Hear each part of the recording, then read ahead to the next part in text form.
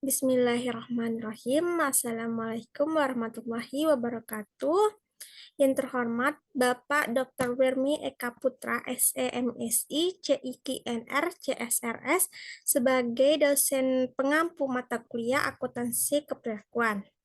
Di sini saya Ratna Apriani dengan NIM C1 C02243 akan mempresentasikan materi akuntansi perilakuan mengenai faktor-faktor keperilakuan pada penganggaran modal. Pertama itu faktor-faktor keperilakuan. Definisi penganggaran modal. Penganggaran modal itu dapat didefinisikan sebagai proses pengalokasian dana untuk rancangan pembelian jangka panjang. Keputusan penganggaran model dibuat sebagai kebutuhan yang timbul dan relatif, melibatkan sejumlah uang, periode komitmen dana yang lama, dan ketidakpastian disebabkan oleh lamanya waktu yang dilibatkan, dan sulitnya dalam menafsirkan variabel keputusan atau jumlah arus kas, pemilihan waktu, dan lain-lain sebagainya. Keputusan penganggaran modal yang salah mengakibatkan kebangkrutan, permasalahan arus kas yang sulit, atau paling sedikit kegagalan untuk mengoptimalkan operasi perusahaan. Sebagai akibatnya, sebagian besar keputusan pendekatan perusahaan ini dengan gravitas dan secara konstan mencari cara meningkatkan proses penganggaran modal. Untuk membantu penelitian ini, konsultan para penelitian dan yang berkenan secara langsung dalam membuat keputusan mengembangkan sejumlah teknik sebagai besar yang berkaitan dengan peningkatan interpretasi ekonomi dari data yang berhubungan dengan keputusan. Selanjutnya ada yang kedua, arti penting dan jenis faktor-faktor keperilakuan penganggaran modal. Faktor-faktor keperilakuan ini sejak pemilihan teknik-teknik yang disebabkan lebih awal terlihat hanya membutuhkan suatu identifikasi dari rancangan potensial, penafsiran arus kas untuk setiap rancangan, menggunakan suatu teknik analisis, keputusan pemilihan, dan kemudian mengimplementasikan rancangan nampak proses bersifat terus terang. Ada beberapa faktor keperilakuan dibahas secara lebih detail di bawah, yaitu satu, permasalahan dalam mengidentifikasikan rancangan potensial.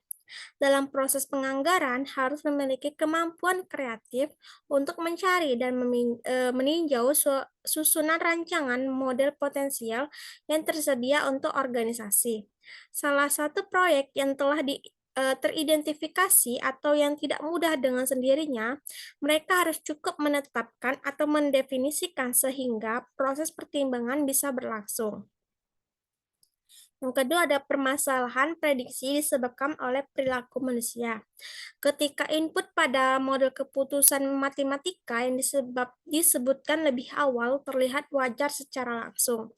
Ketidakpastian yang mendasar harus diakui, ini harus disadari bahwa beberapa dari input ini atau seperti penentuan waktu dan ukuran arus kas tergantung pada kemampuan untuk memprediksi perilaku yang dibebankan dengan mengimplementasikan rancangan. Yang ketiga ada masalah mengukur kinerja manajer jangka pendek dan jangka panjang. Aspek keperilakuan lain dari prosedur pemilihan rancangan adalah metode peninjauan kinerja yang tidak konsisten dengan metode pemilihan rancangan. Valuasi rancangan dan kompensasi cenderung pada range singkat dalam sifat biasanya karena tahun 3 bulan atau bulan yang lalu. Jadi, fokus manajemen level yang lebih rendah dan pada beberapa perluasan manajemen level menengah akan secara alami pada kinerja yang memiliki ruang singkat, seringkali diukur dengan akuntansi tingkat laba. Yang keempat ada permasalahan yang disebabkan oleh identifikasi diri dengan rancangan.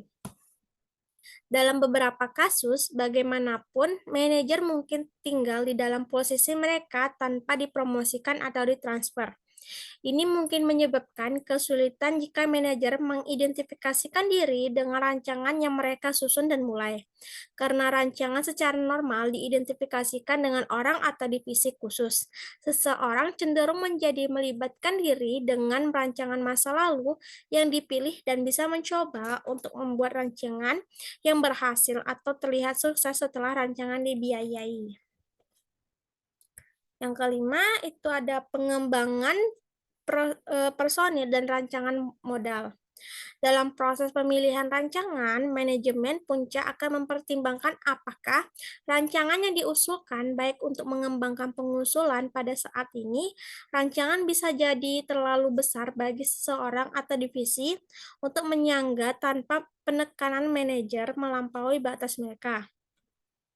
Di sisi lain, manajemen puncak bisa mendukung divisi untuk menggunakan dalam rancangan secara ekonomis tidak menarik dalam diri mereka, tetapi menawarkan potensial pelatihan keuntungan personil di masa mendatang yang tidak dapat diukur.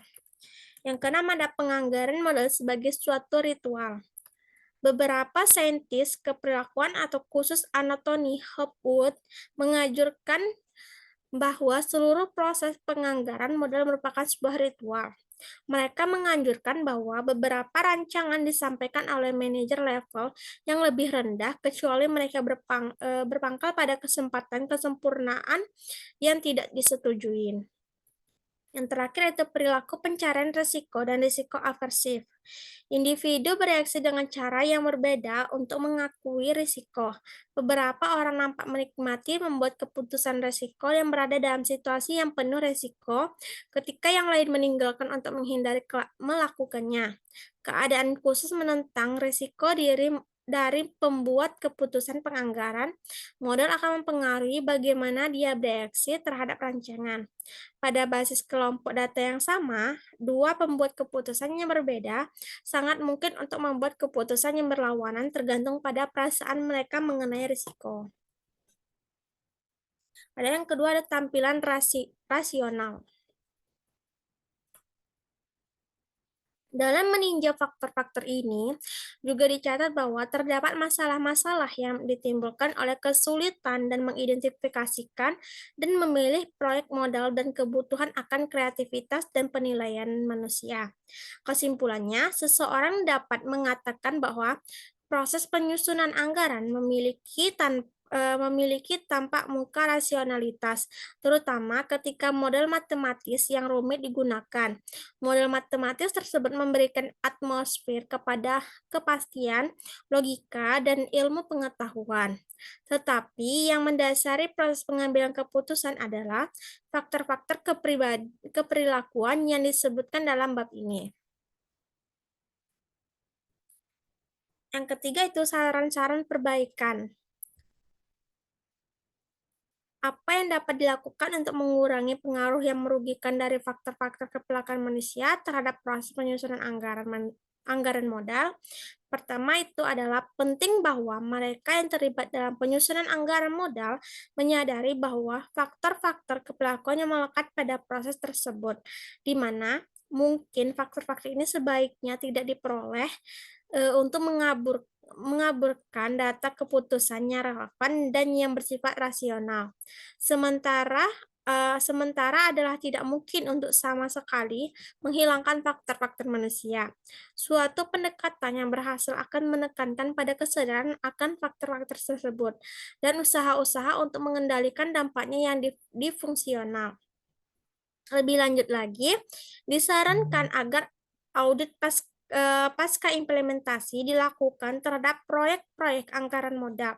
Dengan melakukan hal itu, seseorang dapat mengamati bukan hanya kesesuaian dari suatu model pengambilan keputusan atau pengembalian nilai sekarang bersih, dan seterusnya, dan akurasi dari estimasi data yang digunakan, melainkan juga usaha untuk mengidentifikasikan berbagai faktor keperlakuan yang memengaruhi seleksi dan proses manajemen proyek di suatu perusahaan. Baiklah, sekian presentasi dari saya. Lebih dan kurang saya mohon maaf. Saya akhiri. Wassalamualaikum warahmatullahi wabarakatuh.